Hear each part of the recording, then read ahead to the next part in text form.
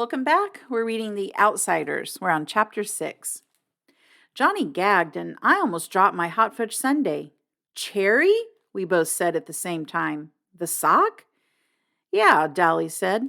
She came over to the vacant lot the night Two-Bit was jumped. Shepard and some of his outfit and us were hanging around there when she drives up in her little old Stingray. That took a lot of nerve. Some of us was for jumping her then and there, her being the dead girl's gal and all, but Two-Bit stopped us. Man, next time I want a broad, I'll pick up my own kind. Yeah, Johnny said slowly, and I wondered if, like me, he was remembering another voice, also tough and just deepened into manhood, saying, "Next time you want a broad, pick up your own kind." It gave me the creeps. Dally was going on. She said she felt the whole thing was her fault, which it is, and that she'd keep up with what was coming off with the socks and the rumble and would testify that the socks were drunk and looking for a fight and that you fought back in self-defense. He gave a grim laugh. That little gal sure does hate me. I offered to take her over to the dingo for a Coke and she said, "No, thank you," and told me where I could go in very polite terms. She was afraid of loving you, I thought. So Cherry Valance, the cheerleader, Bob's girl, the sock, was trying to help us. No, it wasn't Cherry the sock who was helping us. It was Cherry the dreamer who watched sunsets and couldn't stand fights. It was hard to believe a sock would help us, even a sock that dug sunsets. Dally didn't notice. He'd forgotten about it already. Man, this place is out of it. What do they do for kicks around here? Play checkers? Dally surveyed the scene without interest. I ain't never been in the country before. Have you two? Johnny shook his head, but I said, Dad used to take us all hunting. I've been to the country before. How'd you know about the church? I got a cousin that lives around here somewheres. Tipped me off that it'd make a tough hideout in case of something. Hey, Ponyboy, I heard you was the best shot in the family. Yeah, I said. Darry always got the most ducks, though, him and Dad. Soda and I goofed around too much, scared most of our game away. I couldn't tell Dally that I hated to shoot things. He'd think I was soft. That was a good idea. I mean, cutting your hair and bleaching it. They printed your descriptions in the paper, but you sure wouldn't fit him now. Johnny had been quietly finishing his 5th barbecue sandwich, but now he announced, "We're going back and turn ourselves in." It was Dally's turn to gag. Then he swore a while. Then he turned to Johnny and demanded, "What?" "I said we're going back and turn ourselves in," Johnny repeated in a quiet voice. I was surprised, but not shocked. I had thought about turning ourselves in lots of times, but apparently the whole idea was a jolt to Dallas. "I got a good chance of being let off easy," Johnny said desperately, and I didn't know if it was Dally he was trying to convince or himself. "I ain't got no record with the fuzz, and it was self-defense. Ponyboy and Cherry can testify to that, and I don't aim to stay in that church all my life." That was quite a speech for Johnny. His big black eyes grew bigger than ever at the thought of going to the police station, for Johnny had a deathly fear of cops. But he went on. "We won't tell that you helped us, Dally. We'll give you back the gun and what's left of the money and say we hitchhiked back so you won't get into trouble. Okay?" Dally was chewing the corner of his ID card, which gave his age as 21 so he could buy liquor. "You sure you want to go back? Us greasers get it worse than anyone else." Johnny nodded. "I'm sure. It ain't fair for Ponyboy to have to stay up in that church with Darry and Soda worrying about him all the time. I don't guess," he swallowed and tried not to look eager, "I don't guess my parents are worried about me or anything." "The boys are worried," Dally said in a matter-of-fact voice. "Two-Bit was going to Texas to hunt for you." "My parents," Johnny repeated doggedly. "Did they ask about me?" "No," snapped Dally. "They didn't. Blast it, Johnny, what do they matter? Shoot, my old man don't give a hang whether I'm in jail or dead, in a car wreck or drunk in the gutter. That don't bother me none." Johnny didn't say anything, but he stared at the dashboard with such hurt bewilderment that I could have bawled. Dally cussed under his breath and nearly tore out the transmission of the T-Bird as we roared out of the Dairy Queen. I felt sorry for Dally. He meant it when he said he didn't care about his parents, but he and the rest of the gang knew Johnny cared and did everything they could to make it up to him. I don't know what it was about Johnny. Maybe that lost puppy look and those big scared eyes were what made everyone his big brother, but they couldn't, no matter how hard they tried, take the place of his parents. I thought about it for a minute. Darry and Sodapop were my brothers, and I loved both of them, even if Darry did scare me. But not even Soda could take Mom and Dad's place, and they were my real brothers, not just sort of adopted ones. No wonder Johnny was hurt because his parents didn't want him. Dally could take it. Dally was of the breed that could take anything because he was hard and tough, and when he wasn't, he could turn hard and tough. Johnny was a good fighter and could play it cool, but he was sensitive, and that isn't a good way to be when you're a greaser. Blast it, Johnny, Dally growled as we flew along the red road. Why didn't you think of turning yourself in 5 days ago? Would have saved a lot of trouble. I was scared, Johnny said with conviction. I still am. He ran his finger down one of his short black sideburns. I guess we ruined our hair for nothing, Ponyboy. I guess so. I was glad we were going back. I was sick of that church. I didn't care if I was bald. Dally was scowling. From long and painful experience, I knew better than to talk to him when his eyes were blazing like that. I'd likely as get clobbered over the head. That had happened before, just as it had happened to all the gang at one time or another. We rarely fought among ourselves. Darry was the unofficial leader, since he kept his head best. Soda and Steve had been best friends since grade school and never fought. And Two-Bit was just too lazy to argue with anyone. Johnny kept his mouth shut too much to get into arguments, and nobody ever fought with Johnny. I kept my mouth shut too, but Dally was a different matter. If something beefed him, he didn't keep quiet about it. If you rubbed him the wrong way, look out. Not even Darry wanted to tangle with him. He was dangerous. Johnny just sat there and stared at his feet. I hated for any one of us to be mad at him. He looked awful sad. Dally glanced at him out of the corner of his eye. I looked out the window. Johnny, Dally said in a pleading, high voice, using a tone I had never heard from him before. Johnny, I ain't mad at you. I just don't want you to get hurt. You don't know what a few months in jail can do to you. Oh, blast it, Johnny. He pushed his white blonde hair back out of his eyes.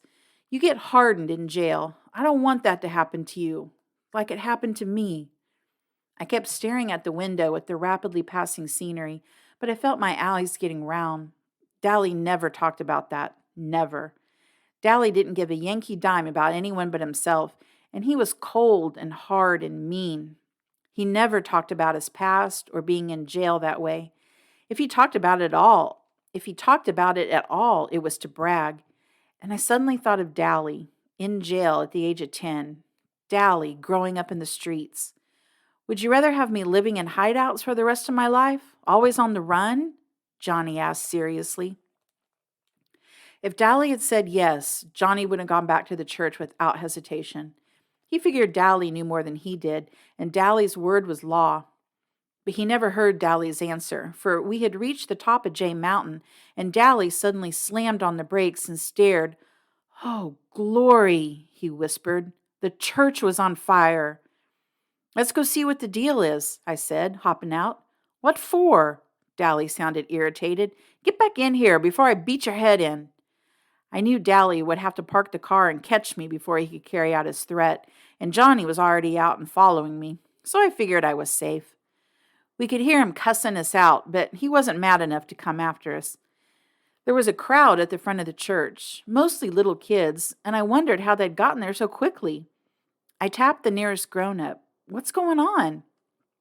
Well, we don't know for sure, the man said with a good-natured grin. We were having a school picnic up here, and the first thing we knew, the place is burning up. Thank goodness this is wet season, and the old thing is worthless anyway. Then to the kids, he shouted, Stand back, children! The firemen will be coming soon. I bet we started it, I said to Johnny. We must have dropped a lighted cigarette or something. About that time, a lady came running up. Jerry, some of the kids are missing. They're probably around here somewhere. You can't tell with all this excitement where they might be.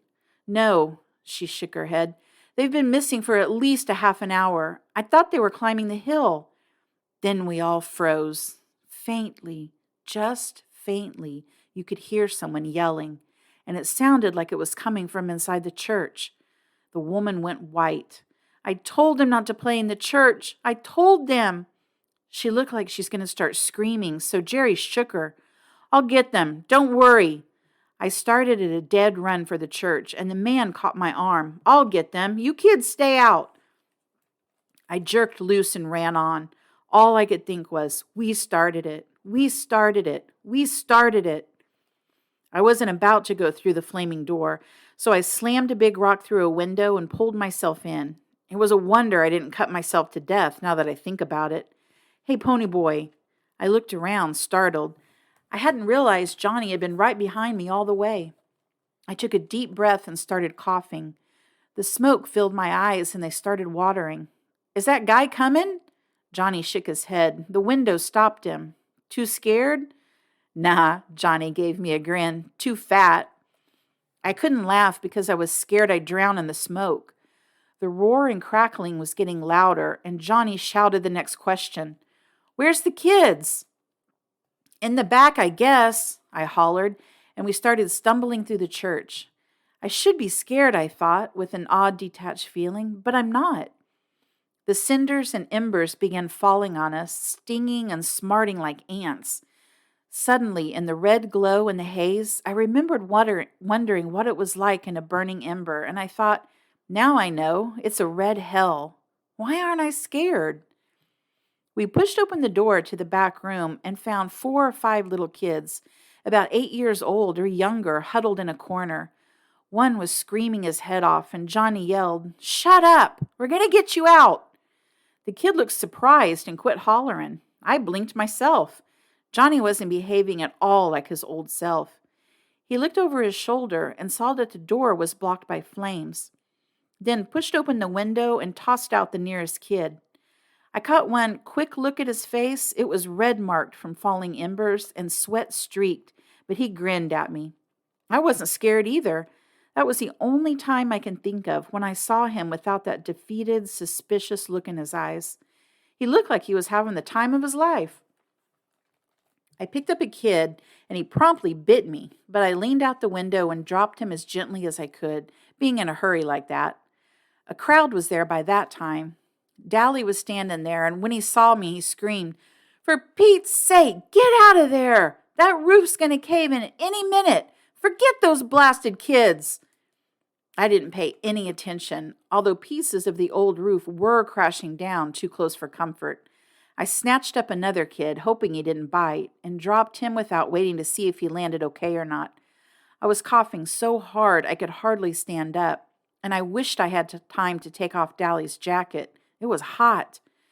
We dropped the last of the kids out the front of the church We dropped the last of the kids out as the front of the church started to crumble. Johnny shoved me toward the window. Get out! I leaped out the window and heard timber crashing and the flames roaring right behind me. I staggered, almost falling, coughing and sobbing for breath.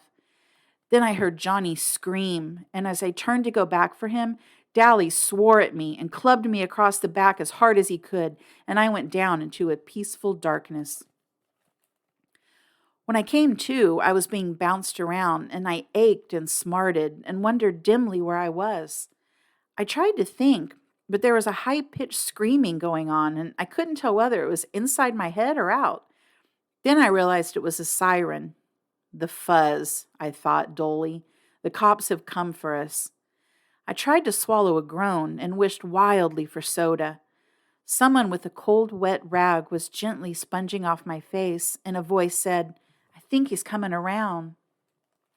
I opened my eyes. It was dark. I'm moving, I thought. Are they taking me to jail? Where? I said hoarsely, not able to get anything else out of my mouth. My throat was sore. I blinked at the stranger sitting beside me, but he wasn't a stranger. I'd seen him before. Take it easy, kid. You're in an ambulance. Where's Johnny? I cried, frightened at being in this car with strangers. And Dallas. They're in the other ambulance, right behind us. Just calm down. You're going to be okay. You just passed out. I didn't either, I said in that bored, tough voice we reserved for strangers and cops. Dallas hit me. How come? Because your back was in flames, that's why. I was surprised. It was? Golly, I didn't feel it. It don't hurt. We put it out before you got burned. That jacket saved you from a bad burning, maybe saved your life. You just kneeled over from smoke inhalation and a little shock, of course. That slap on the back didn't help much. I remembered who he was then. Jerry, somebody or other, who was too heavy to get in the window. He must be a school teacher, I thought. Are you taking us to the police station? I was still a little mixed up as to what was coming off. The police station? It was his turn to be surprised. What will we take you to the police station for? We're taking all three of you to the hospital. I let his first remark slide by. Are Johnny and Dally all right? Which one's which? Johnny has black hair. Dally's the mean-looking one. He studied his wedding ring. Maybe he's thinking about his wife, I thought. I wished he'd say something. We think the tow-headed kid is going to be all right. He burned one arm pretty badly, though, trying to drag the other kid out the window. Johnny, well, I don't know about him. A piece of timber caught him across the back. He might have a broken back, and he was burned pretty severely. He passed out before he got out the window. They're giving him plasma now. He must have seen the look on my face because he hurriedly changed the subject. I swear, you three are the bravest kids I've seen in a long time. First you and the black-haired kid climbing in that window, and then the tough-looking kid going back in to save him. Mrs. O'Brien and I think you were sent straight from heaven. Or are you just the professional heroes or something? Sent from heaven? Had he gotten a good look at Dallas? No, we're greasers, I said.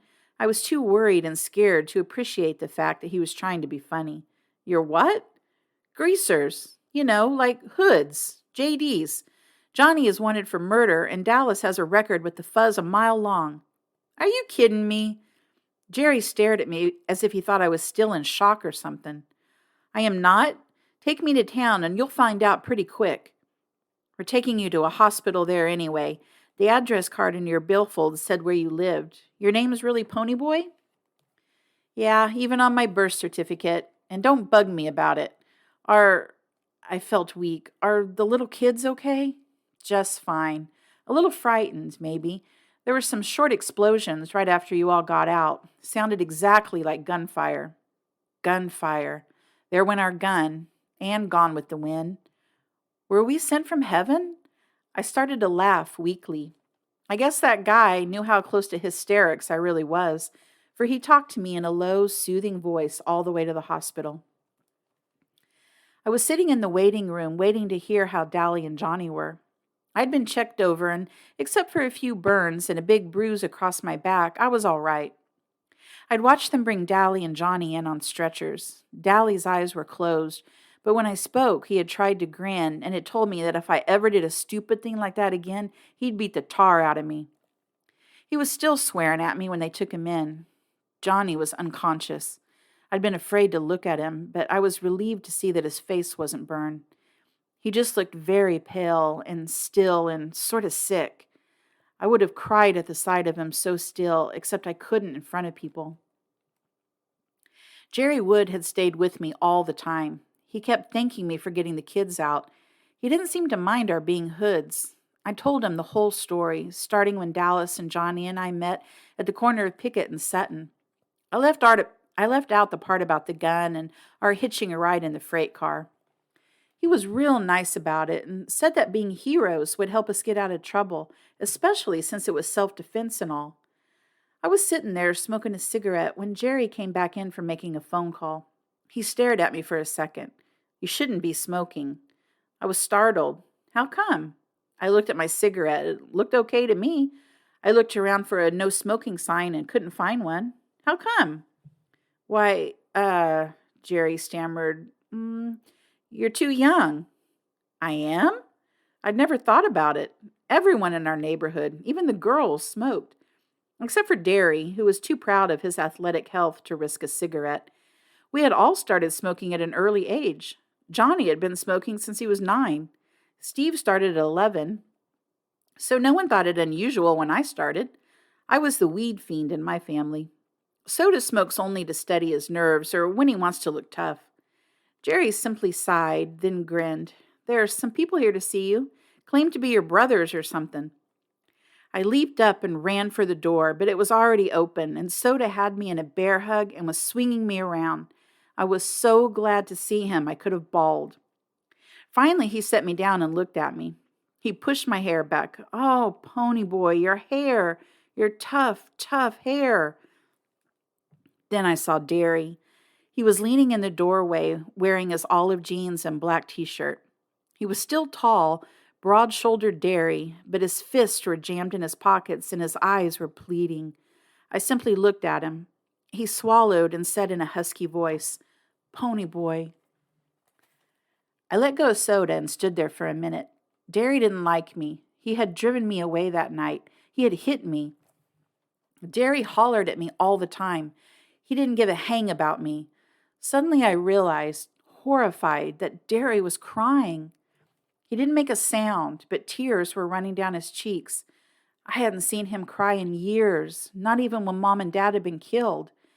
I remembered the funeral. I had sobbed in spite of myself. Soda had broken down and bawled like a baby, but Darry had only stood there, his fists in his pockets and that look on his face, the same helpless, pleading look that he was wearing now. In that second, what Soda and Dally and Two-Bit had been trying to tell me came through. Darry did care about me, maybe as much as he cared about Soda, and because he cared, he was trying too hard to make something of me. When he yelled, Pony, where have you been all this time? He meant, Pony, you've scared me to death. Please be careful, because I couldn't stand it if anything happened to you. Darry looked down and turned away silently. Suddenly, I broke out of my daze. Darry, I screamed, and the next thing I knew, I had him around the waist and was squeezing the daylights out of him. Darry, I said, I'm sorry. He was stroking my hair, and I could hear the sobs racking him as he fought to keep back the tears. Oh, Pony, I thought we'd lost you, like we did Mom and Dad. That was his silent fear, then, of losing another person he loved.